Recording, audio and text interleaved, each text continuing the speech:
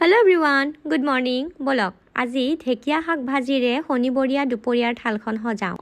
ঢেকীয়ানো কোনে ভাজিব নাজানে বা বাচিব নাজানে, চবেই জানে, কিন্তু তাতেও এটা কথা আছে।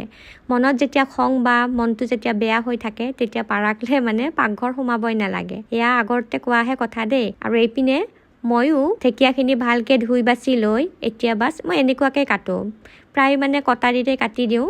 বঠিৰেও কাটিব পাৰি, কিন্তু এয়া হাতখন অকণমান কটা গ'ল বাৰু, যেই কি হওক। এতিয়া ইয়াত নেমু, নিমখ, হালধি যেতিয়াই লাগিব আঙুলি একদম তাড়াতাড়ি ভাল হৈ যাব। সেইপিনে দালিখিনিও ভালকৈ মই তিয়াই ল'লোঁ। অৱশ্যে ইয়াতে কেইটামান ৰহৰ দালিও মিক্স দিছোঁ দেই।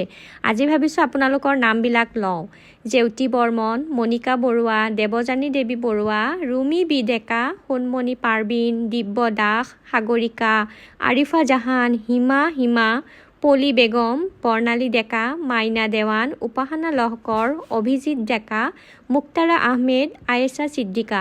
ইমান ধুনীয়া ধুনীয়া কমেণ্টবোৰ দিয়ে নহয় আপোনালোকে, আচৰিত। মইনো বাৰু ইমানখিনি ধুনীয়াকৈ ভিডিঅ' জানো আপোনালোকক দিব পাৰিছোঁ, ভাবি পেলাই কেতিয়াবা ভয়ো লাগে। জানোচা আপোনালোকৰ মৰমৰ পৰা বঞ্চিত হওঁ। যদি কাৰোবাৰ নামখিনি লোৱাত কিবা ভুল হৈছে বা কাৰোবাৰ নাম যদি ৰৈ গৈছে তেন্তে প্লিজ মোক কমেণ্ট এটা কৰি দিব হা। কাৰণ যিমানখিনি দূৰ সম্ভৱ হয় মই পাৰাকলে কমেণ্টখিনি ৰিপ্লাই দিয়াৰ চেষ্টা কৰোঁ, বা দুদিন দেৰিকৈ হ'লেও কমেণ্টখিনি ৰিপ্লাই দিয়াৰ চেষ্টা কৰোঁ। এইটো নহয় যে মই আপোনালোকৰ কমেণ্টখিনি নাচাওঁ বা নপঢ়োঁ, গোটেই কমেণ্টখিনিয়ে পঢ়োঁ, খুব ভাল লাগে। আৰু আপোনালোকৰ কমেণ্টসমূহৰ পৰা সাহস পাওঁ ভিডিঅ'সমূহ বনোৱাৰ কাৰণে। আৰু বাছ কথা পাতি পিঁয়াজ ভাজি ল'লোঁ দেই তেলত। পিঁয়াজ যদি তেলত এনেকুৱাকৈ জলকীয়াটো ভাজি লৈছোঁ, লাও সানাত এনেকুৱাকৈ সানি পেলাই চাবচোন কেনেকুৱা সোৱাদ লাগে। এইপিনে আকৌ অকণমান তেল দি এয়া পিঁয়াজ আৰু শুকান জলকীয়া এটা দি ল'লোঁ। এইখিনি অকণমান ভাজি কেইটুকুৰামান থেতেলাই লোৱা নাই দেই, সৰু সৰু টুকুৰা কৰি লৈছোঁ। নহৰু কেইফুটা সেইকেইটাও দি দিলোঁ। এই থেকেৰা টেঙা দি পেলাই ঢেকীয়া শাক খাই পাইছেনে? আমাৰ আইতাই আগতে প্ৰায়ে যেতিয়া খাব নোৱাৰা বাৰত, যেতিয়া কণী খাব নোৱাৰা বাৰত এনেকুৱাকৈ প্ৰায়ে থেকেৰা টেঙা দি বনাই পেলাই খুৱাইছিল, খুব ভাল লাগে।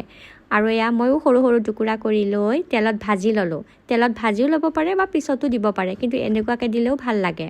এতিয়া বাছ ঢেকীয়াখিনি বহাই দিলোঁ, জোখমতে তাত নিমখ আৰু হালধি দিলোঁ, আৰু বাছ বিশেষ একো নালাগে।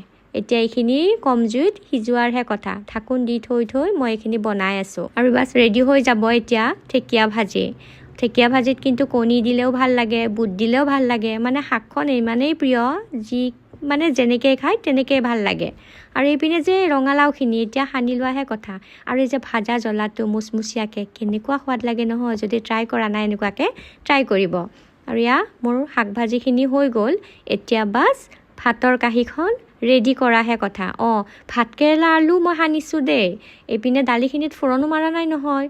আৰু সেই একেটা কেৰাহীতে শাকখিনি কাঢ়ি লৈ এতিয়া দালিখিনিতো ফোৰণ মাৰি দিলোঁ। আৰু দালিখিনি ফোৰণ মাৰি উঠিয়ে অকণমান চালাডো বনালোঁ। বিশেষ একো নাই চালাডখনত, বাছ কবি অকণমান কাটি দিছোঁ, লগতে গাজৰ দুটা আৰু পিঁয়াজ আৰু কেঁচা জলকীয়া। আৰু এতিয়া এয়া ভাতৰ প্লেটখন মই সজাই লৈছোঁ দেই। ভিডিঅ'সমূহত যে ইমান মৰম দিয়ে তাৰ বাবে অশেষ ধন্যবাদ। লগতে এই ভিডিঅ'টো ইমান শেষলৈ আপোনালোকে চোৱাৰ বাবেও আপোনালোক সকলোকে অশেষ ধন্যবাদ জনাইছোঁ। লগতে কেইটুকুৰামান পিঁয়াজ আৰু এয়া তেতেলী টেঙাৰ বতৰ নহয় এতিয়া, ইমান সোৱাদ লাগে নহয় দালি ভাতৰ লগত। বাকী ভিডিঅ'টো এইখিনিয়ে আছিল। কেনেকুৱা পালে জনাবলৈ একদমেই নাপাহৰিব। লগ পাম আকৌ আন এটি নতুন ভিডিঅ'ত। যিসকলৰ নাম বাৰু ল'বলৈ ৰৈ গৈছে তেওঁলোকে কমেণ্ট কৰিব হা।